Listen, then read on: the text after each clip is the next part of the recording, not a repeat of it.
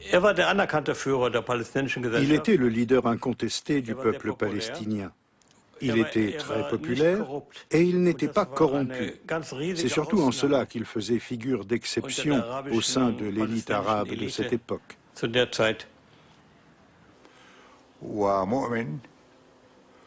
Hadj Amin al-Husseini était croyant mais sceptique. À la manière du philosophe saint Thomas d'Aquin, pour qui penser, voir et être étaient intimement liés. Hadj Amin al-Husseini voulait assister aux événements. Il doutait des choses qu'il n'avait pas entendues ou vues personnellement et refusait d'en tenir compte. C'était l'un de ses principaux traits de caractère. Par ailleurs, c'était un homme travailleur. On le disait prétentieux et entêté dans ses opinions. C'est peut-être vrai. Mais quand il s'agissait de la patrie, plus rien ne comptait que l'intérêt du pays.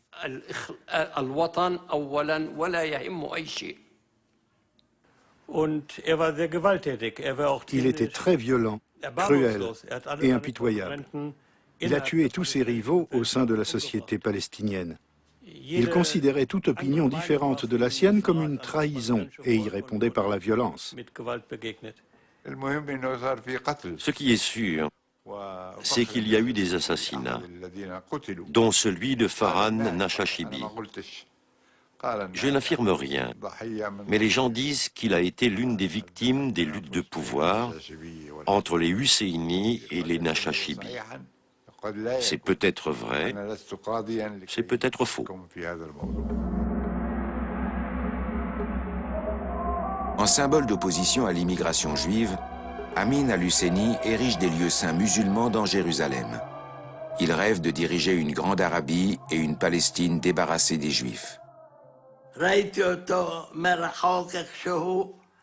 l'ai vu de loin, à la mosquée. Il incitait ouvertement à la haine contre les Juifs. Il avait un physique particulier. C'était un djinji, un rouquin, cheveux roux, cils roux, lèvres rouges, tout. Et il avait un grand charisme.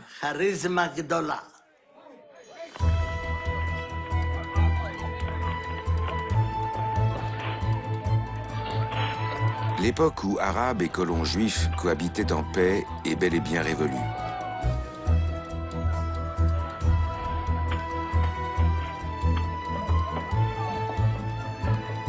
La méfiance s'installe. Des deux côtés, on délimite son territoire et on s'arme. À partir de 1933, la situation s'envenime avec l'arrivée massive de juifs allemands fuyant les nazis.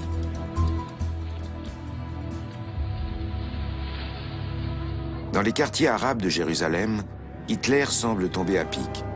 À cette époque, le culte du Führer et la haine du juif qui règnent en Allemagne ne sont pas étrangers aux Arabes. Hitler a bonne presse parmi eux. Amin al-Husseini ne tarde pas d'ailleurs à assurer l'Allemagne de son dévouement.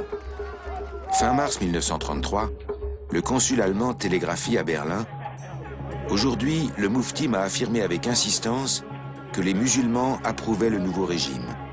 Il a souligné la nécessité de combattre l'influence néfaste des Juifs dans l'économie et la politique. » Un mois plus tard, le moufti précise sa pensée et demande à l'Allemagne de ne plus envoyer ses Juifs en Palestine. Le grand moufti cherche à entrer en relation avec les nazis.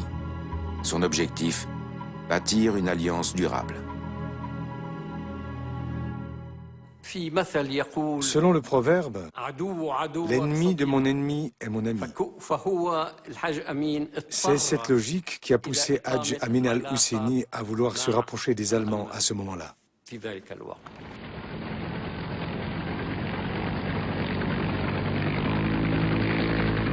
Les nazis, quant à eux, s'intéressent effectivement au Proche-Orient, mais se contentent pour l'heure de l'explorer en touriste, comme en atteste le voyage en Égypte de Goebbels, ministre de la propagande.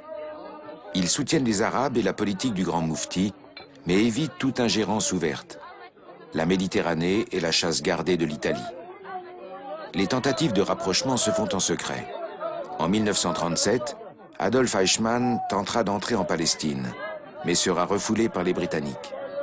Le grand moufti doit attendre son heure. Mais il a le soutien, notamment financier, des SS. Et les relations secrètes se poursuivent. L'argent nazi doit aussi financer la grande insurrection. Depuis le mois d'avril 1936, la Palestine est en proie à des troubles. Les Arabes se révoltent contre les Britanniques et l'immigration juive. L'instigateur de ce soulèvement armé n'est autre que le grand moufti. C'est lui qui était à la tête du mouvement. Il faisait des discours incendiaires pour éveiller les consciences. Nous risquons de perdre la mosquée d'Al-Aqsa et les lieux sacrés de l'islam.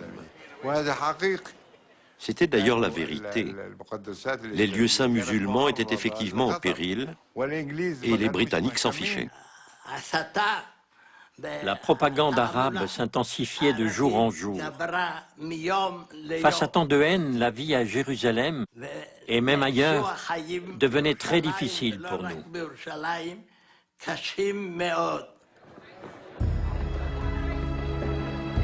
À Jérusalem et dans d'autres villes, les Juifs fuient leur maison pour avoir la vie sauve. Une cohabitation séculaire est définitivement brisée. La répression des Britanniques est aussi implacable que le discours d'Amin al-Husseini. Dans un appel ouvertement raciste, celui-ci taxe les Juifs de rebut de la terre et de microbes véhiculant la peste.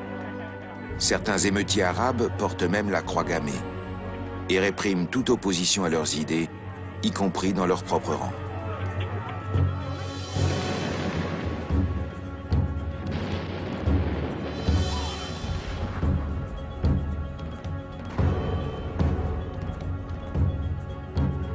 Après l'assassinat d'un haut fonctionnaire britannique, les autorités décident de s'attaquer directement au grand moufti.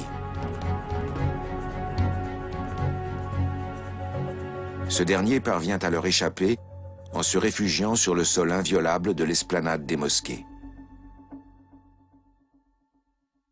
Tout leader politique a ses détracteurs et ses ennemis. Ceux de Hadj Amin al-Husseini racontaient n'importe quoi. Les Britanniques n'ont jamais trouvé la moindre preuve de son implication personnelle dans cet assassinat.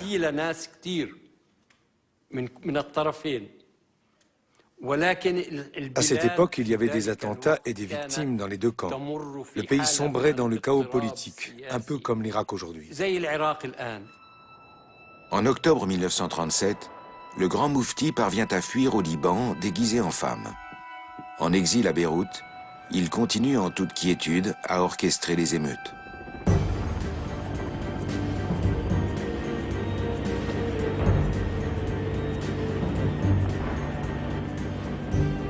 Fin 1940, des avions italiens bombardent les positions britanniques de Tel Aviv et Jaffa.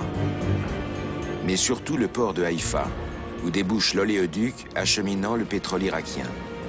Des bombardiers allemands participent à l'opération. La guerre a maintenant atteint la Palestine.